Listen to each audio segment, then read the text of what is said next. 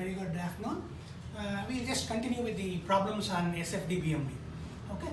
So this is the problem where they have asked you to find the shear force and bending moment along the length of the beam and to plot the SFD and BMD values. So before we plot, you need to know what is, I have told you, but I'll just again tell you again.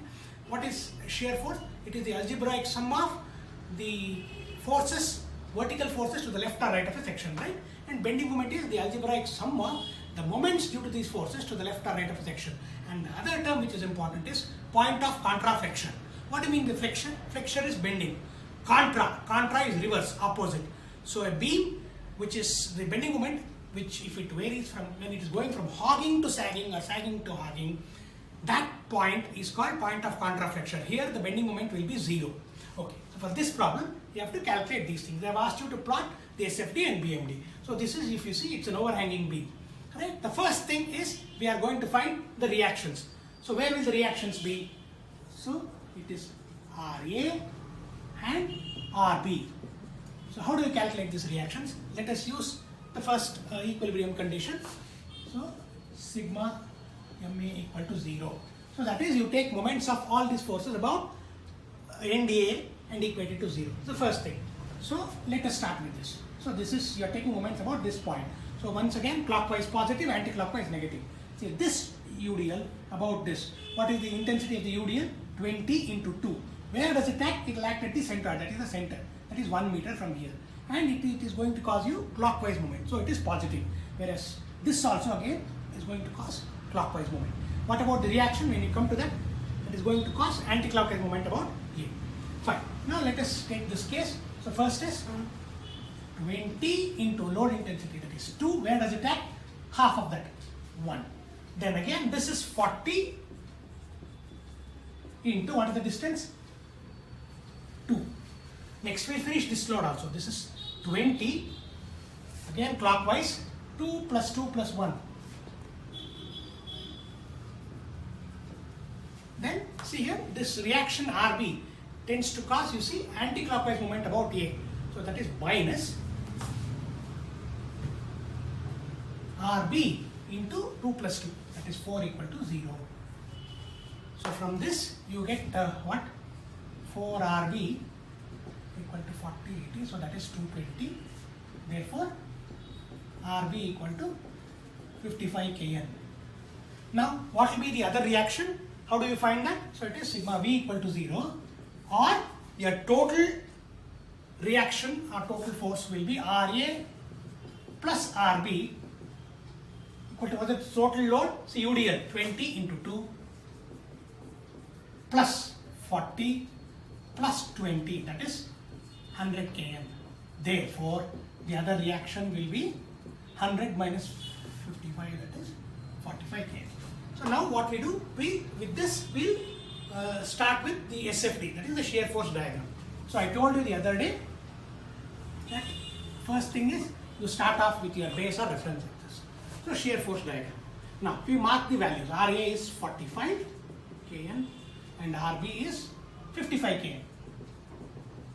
Now first thing, you start from point D, left side. Now RA 45 Kn. So that is 45 Kn. How is it acting? Upwards. So from here go up by 45. And one more thing, you don't need to measure anything. It need not be to scale, just draw it. Okay, 45. Mark 45 here. Then next what happens? Next we go to this section AC. How is it loaded? It's a UDL. So what will be the total load? 20 into 240. How is it acting? Down. So that means between A and C you have a downward load of 40 Kn. So that means where you have stopped here, from here what you do, you go down by 40. Already you have 45 here. So if you go down by 40, you have 5 left here, and from here you just extend it here. Why am I doing it? Because that load is applied between A and C. Hence that intensity I have just shown it here. Now what you do, see this is 5, this is 5, this is 40. These 2 points you join. Okay. Then what happens next? At C you have a downward load of 40 Kn. Already you have 5. So you come down by another 35. Isn't it? We are coming from section to section. Next, And one more thing, please note, I had told you the shear force diagram when you have a UDL is inclined. That is what you see here. That is why you have this inclined line. Now, between C and B there is no load. So how will the shear force diagram be? It will be horizontal. Now, next you come to point B. At B, what is the reaction? 55 kN upwards. So after that, you have 35 here. So another, how much? Total 55, 35, 20. And again now, between B and D, there is no load. So shear force remains horizontal. And from here, you just come down here. So that is 20. Now, what you do is, you just shade your diagram, the borders.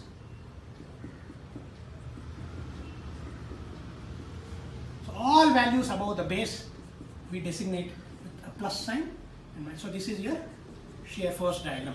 So in this shear force diagram, two are one of the main features, salient features that you need to look into is, so you have these 2 points, point C and D. What do you make of this? What is happening? See, at this point, you see shear force is 0, isn't it? Both these points. You see here, it cuts the axis. And what do you infer from that? It will be clear that when you plot the bending moment diagram, where shear force is 0, your bending moment value has to be maximum. Okay, now what we do, we'll quickly calculate the bending moment. So, bending moment. Okay. So, how do you calculate the bending moment? See, I have told you when discussing about the properties of a beam, at the ends and end support, your bending moment is 0. So, that means here, your MA equal to MD is 0, isn't it? The ends. So, where do you have to calculate the bending moments? At C and B. Now, we come to MC. So, what is that we are going to do? We are going to calculate the moment at that point. Means you come from here and calculate what is the moment. So, MC. Now, this is the point. So, what will be the moment? See, this is 45. This distance is 2. How will that moment act? Clockwise. So, positive. So, 45 into 2. Then you have UDL. What will be the nature of moment? This about this, it is anti-clockwise, so minus. So minus 20 into 2, see that is the load, but where will it act? At the center. So 20 into 2 into half of that, that is 1. So what do you get? 90 minus 40, so that is plus 50 kilonewton meter. Okay, then you come to this point MB. Same way, 45 into what is the distance? 4. 45 into 4. Next UDL, again anti-clockwise, minus 20 into what distance? 2. You have to be careful here. So the load intensity is 20 into 240. Where will it act? At the center. Center means what? 1 meter here, 1 meter here. But about which point are you calculating the moment? B. So from that center to B. So 1 plus 2. Is that all? No. You have one more force.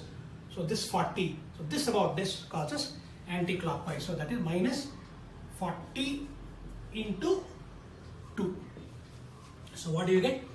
180 minus 120 minus 20. So I think you get minus 20 kilonewton meter. Okay. Now all we need to do is we need to plot this bending moment on this. So how do you do that? So as here you draw the baseline and you see here at A and D it is 0. So only these two values you have to plot. MC plus 50 kilonewton meter means at this point from here to here it is plus 50. And see here, what is the load between these two? It is a UDL. So how will the bending moment diagram be? It will be a parabola, it will be a curve. So it is like this. Right? Next, MB. What is that? Minus 20 kilonewton per meter. Minus, above, below the base. So here, minus 20. So, see here, this is no load. So obviously, I am going to join it with a inclined line. This is just a line. It is not a curve. And here, you see here, it is 0 again. Isn't it? So that again, it is an inclined line. That's all. So this is your bending moment diagram. So here also you shade the borders. Now this is BMD. See, I told you earlier, where shear force is 0, bending moment is maximum. But shear force was 0 at two places, that is C and B. So correspondingly, you see, you have plus 50, that is a maximum positive bending moment, and minus 20 again at corresponding to this point. So these are the 2 points where your bending moment is maximum. See, this is a case where, okay, directly you are finding shear force 0 because you get it here. There could be instances where you won't get this at this point alone. Then you have to calculate that. Anyways, that we'll deal it in the next class. See, okay, next question, last thing is, okay, you could ask me, sir, is that all? No. There is something that you notice here. Here shear force was 0. If you look at this point, what do you notice here? What is happening to the bending moment? It is 0 here, isn't it? Once it is intersecting, you see here, it has changed sign 0. So that point always has to be calculated, and that point is called as point of contraflexion. Contraflexion, where bending moment is 0. So what you do, this is your M. So you just shift this point. Now, to calculate this point of contraflexion, all you need to do is, from that point, take the complete section either to the left or right of that point M. Now, see, you can either take it towards left or right, but left, you see, you have more loads, etc. Here, it is just a case of one point load here and one reaction. So this looks simple. If you can do it from the other end also. So point of contraflexion.